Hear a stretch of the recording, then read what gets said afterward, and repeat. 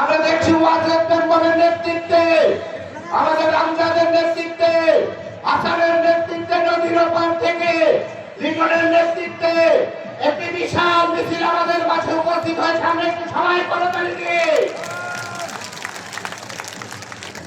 আমরা চাই আপনারা উৎসাহিত করুন। এবং আওয়ামী লীগ ঘুম পাড়িয়ে রেখেছিল, আজকে দেখেছে বিএনপি, সেই বিএনপিকে ছোটখাটো কোনো বিশৃঙ্খলা তৈরি করে দমিয়ে রাখা যাবে না। আপনাদের কাছে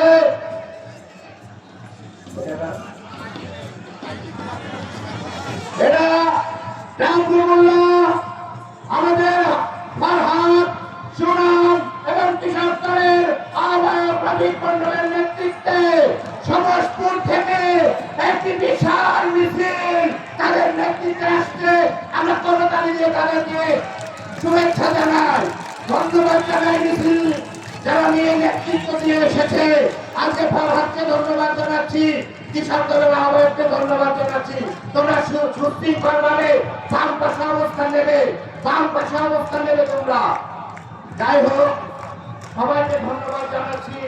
আপনারা আপনাদের মধ্যে কোনো ভয় রাখবেন না। দু একটু বিশৃঙ্খলা ঘটনা হতে পারে, ছেলেরা টকবকে রক্ত, হয়তো একটা ঘটনা ঘটে গেছে। আমরা আর মহিলাদের বলছি, আপনাদের কাছে আমরা কৃতজ্ঞ। আপনারা দয়া করে বসুন, দয়া করে আপনারা বসুন।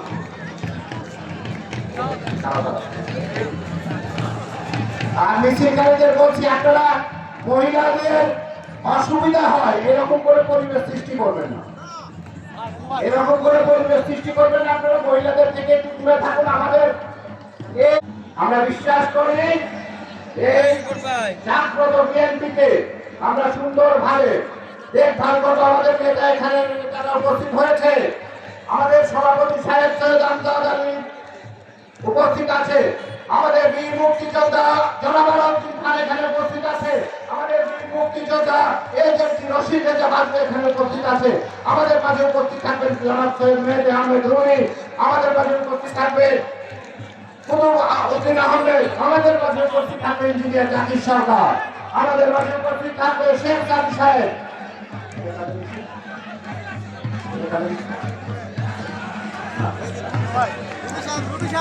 এটা আমাদের রবীন্দ্র রায়হান জসিমের নেতৃত্বে কমলাপুর থেকে, গাড়িপুর থেকে আরেকটি বিশাল মিছিল আমাদের পশ্চিম পাশে এসে উপস্থিত হয়েছে।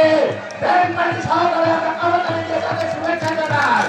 সবাই সবাই সবাই সুন্দর একটি আয়োজন, যেটা দেখে আসলে আমাদের মন ভরে যাবে। প্রিয় কর্মীবৃন্দ, আমি আপনাদেরকে অনুরোধ করছি, আজকের এই কর্মী সমাবেশের জন্য সমর্থনে পরিণত হয়েছে আমাদের বগুড়া থানার ভারপ্রাপ্ত কর্মকর্তা মহোদয় নিজে এখানে আইন শৃঙ্খলার জন্য নিজে এসে কাজ করছেন। আমি আপনাদেরকে অনুরোধ রাখবো, তার সম্মানার্থে আপনারা এখানে কেউ বিশৃঙ্খলা করবেন না। আমাদের যে দাবির মুক্তিযোদ্ধা জনাব উদ্দিন খান আপনাদেরকে যে দিক নির্দেশনা দিয়েছেন, আমি বিশ্বাস করি আপনারা সেই দিক নির্দেশনা মোতাবেক আজকের এই কর্মী সমাবেশকে সফল করার চেষ্টা করবেন ইনশাআল্লাহ।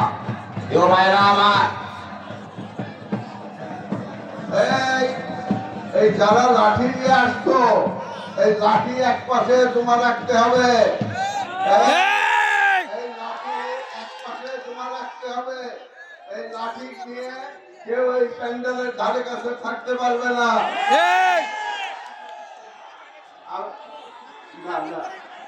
এই যারা এই মিছিলে নেতৃত্ব করছে তাদের কাছে আমি অনুরোধ করছি, এই লাঠিগুলো এক জায়গায় করে এক পাশে রাখতে হবে।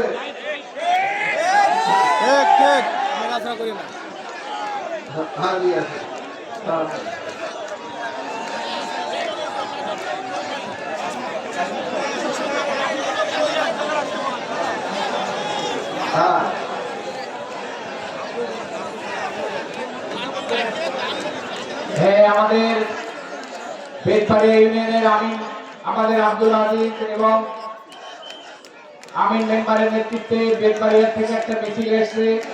আমরা বিনয়ের সাথে অনুরোধ করতে চাই, মিটিং এর বৃহত্তর শান্তি শৃঙ্খলা বজায় রাখার স্বার্থে যারা এই পতাকা নিয়ে যারা পতাকা নিয়ে যারা লাঠির সাথে পতাকা বেঁধে এসেছেন, আমাদের নেতৃবর্গকে অনুরোধ করব বৃহত্তর শান্তির স্বার্থে ওই পতাকাগুলো লাঠির সাথে খুলে লাঠিগুলো এক জায়গায় নিরাপদ জায়গায় জমা করে রাখেন।